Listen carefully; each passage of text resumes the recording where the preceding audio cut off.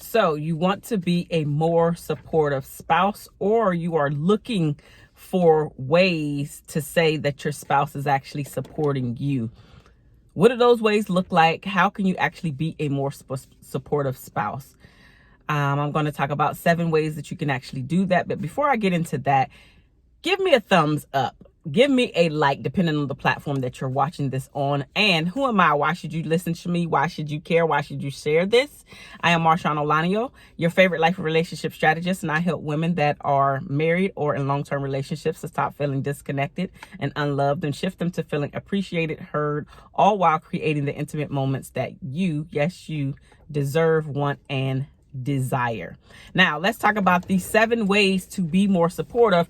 And if you are looking for ways to say, you know what, is my spouse being supportive to me? Am I being too hard on him? Am I being too hard on her? I'm going to give you these 7 things that you can either look for or do yourself, so you can actually fall into the zone of genius of being a supportive spouse. So the very first thing that I want you to make sure that you are doing on a consistent basis, it does not have to be every single day, but you want it to be more often than not, which is to verbalize. Yes, speak the words and say how proud you are of your spouse or your partner. Let him or her know that, you know what? You are awesome at speaking to people. You are awesome at being the caregiver that you are. You are awesome at being a parent. You are awesome at being a father, etc., etc., etc. There are plenty in many of ways to verbalize and be a supportive spouse. You can even say, I love the way that you open up the door for that person. I love the way that you comforted this person. I love the way that you comforted me. I love the way that you make me feel doing X, Y, and Z.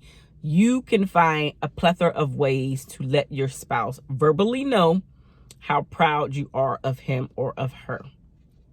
The second thing that you can do is, if your spouse has a company or if they're just really good at their job, no matter the level, you can actually promote the business, promote the company, or just promote your spouse in general to say, hey, if you're looking for someone that does X, fill in the blank of what your spouse actually does.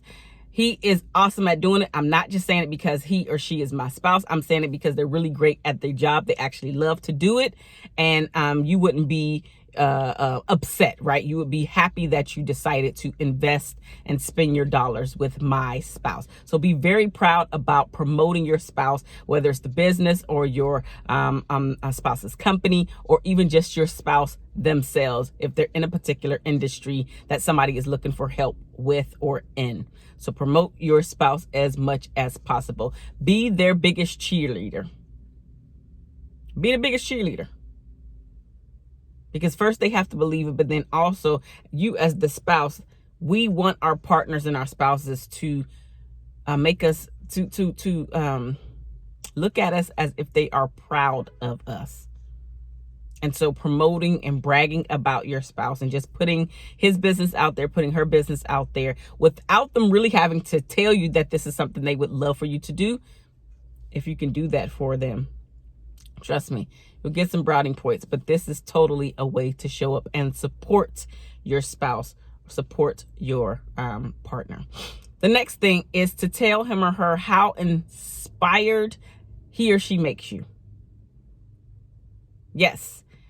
The things that you're thinking about doing, you can kind of hear his or her voice speaking in your ear with all of the positive messages that they've been giving to you and sending you. And just, you know what? You inspire me to be a better person. You inspire me to be a better mother. You inspire me to be a better father. You inspire me to be a better person overall, and give more details with that. But looking for inspiration or giving inspiration is totally a great way to support your spouse, to let him or her know how you feel about him or her. And then also just that, you know what, it's basically saying, I see you and thank you. I see you and thank you for being here with me. Thank you for being here with the family. Thank you so much for you being you. Another thing that you can actually do is encourage him or her to be a better parent. And encouraging them is not criticizing him or her. It is saying, you know what, I actually love the way that you were hanging out and just playing with the baby. or hanging out and, going to play catch with the kids or whatever it is, playing games, laughing and joking, dancing around. I love when you give solid advice. I love when you correct our children, because children need to be corrected as well. So whatever it is to make him or her a better person, but specifically a better parent, encourage him or her. And especially when you see them doing something right, because when we're doing something right and our spouses notice it and even verbalize it to us, it makes us think about it the next time that thing comes around, and then makes us want to continue to do that very thing. So this is actually a little trick in the book where you can get your spouse to do more with the kids, do better with the kids, by you just saying, hey, I love to see you and the baby play. Like literally, I use this, right?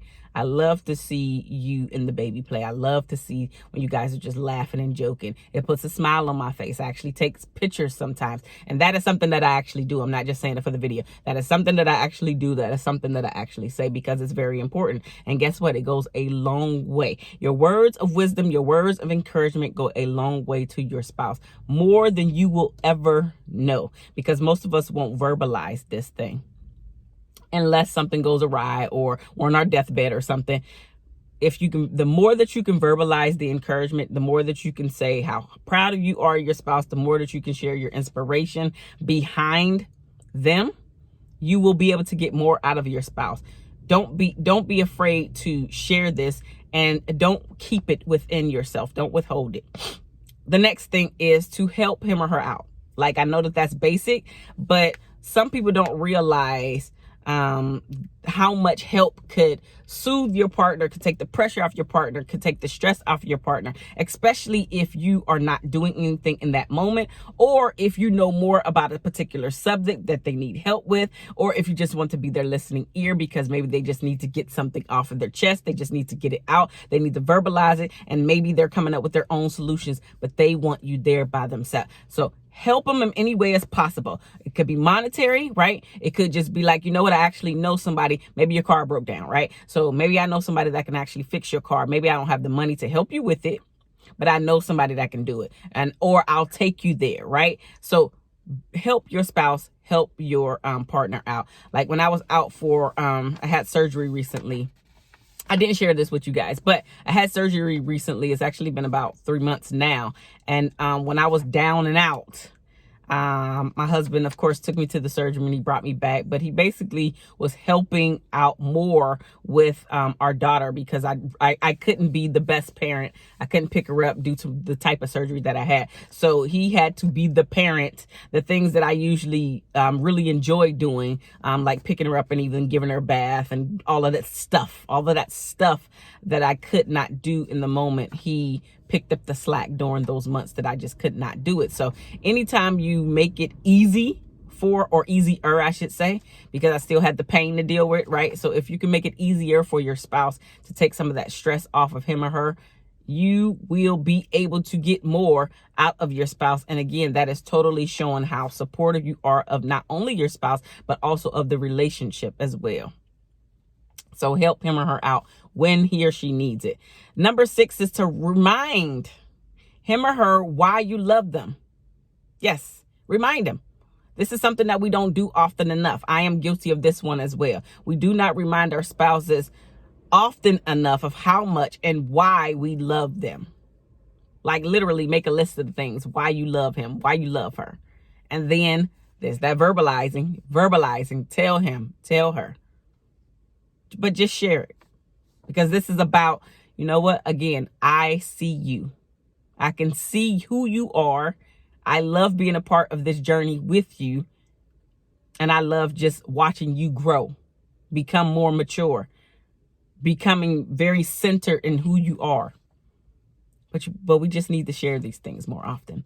And the 7th and final thing is when things get hard, as we know how things get hard in relationships. Frustrations can take over. Anger can take over. Resentment can start to build in. But if you stay with him or her through the good as well as the bad times, this is when you will show the most support to your spouse, in my opinion. because we all can support each other when everything is going great, everything's going good. You know, the kids are doing good, your relationship is doing good, sex is good, like the company is running, everything is in line.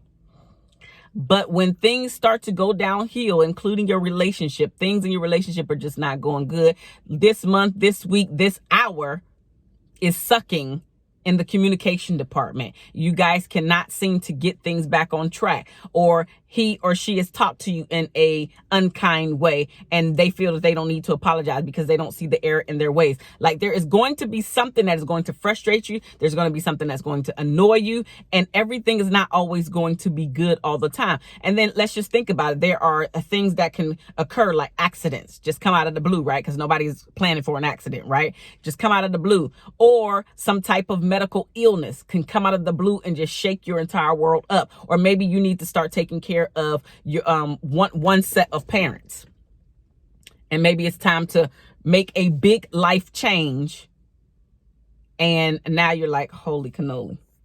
That all could be considered good, but of course it can be considered very challenging, i.e. bad times in your relationship as well. So if you can stick through the good and through the bad, and then you guys will totally be able to come through on the other side of whatever storm is thrown your way. And again, this goes along with, I talked about the 7-year itch 2 days in a row a few days ago. So if you have not watched those, then you can go ahead and go back and watch both of them. The first one, I give you some history on it, and then what that actually means, the 7-year itch, as well as what things you're actually doing if you guys are headed for a divorce or not. And then the other video is to make sure that you guys can thrive past the 7-year itch. What are the things that you can actually do? So all of this kind of ties together. All of this ties together.